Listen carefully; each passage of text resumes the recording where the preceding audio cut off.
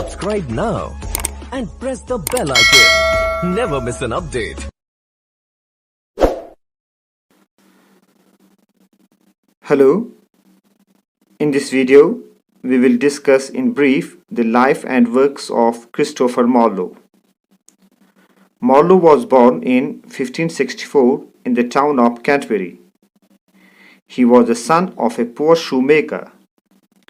He was educated at the town grammar school and then at the University of Cambridge, and was graduated at the age of 19. He then went to London, where he became an actor. At the age of 23, he produced his first play, Tamburlaine, in 1587. This play brought him instant recognition. Although he led a wretched life, he remained loyal to a high literary purpose. In 5 years, he produced all his great works. He died at the age of 29. He was killed by his friend Ingram Fraser at an inn on the 30th May 1593. A quarrel broke out over paying the bill at the inn. Marlowe attacked Fraser, and Fraser stabbed him to death.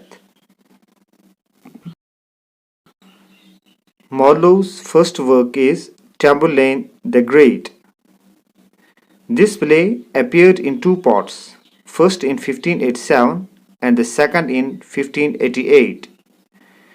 It is a story of Taimur the Tatar, who began his life as a shepherd chief and ultimately became a great conqueror. His next play is The Tragical History of Dr. Faustus. Dr. Faustus was written in 1588. It is a story of the life and death of a medieval scholar who sells his soul to the devil in return for a life of power and pleasure.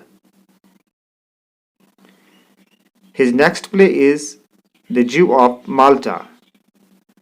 It was written between 1589 and 1590. It is a story of lust for wealth. The story centers around Barabbas, a terrible old money lender. Next is Edward II. It was written in 1592 and is called Marlowe's masterpiece. It is a tragic story of a king's weakness and misery. Marlowe collaborated with Thomas Nash and wrote The Massacre at Paris and Dido, Queen of Carthage.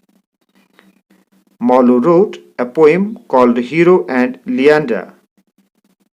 He also wrote one of the finest lyrics in the English language, The Passionate Shepherd to His Love.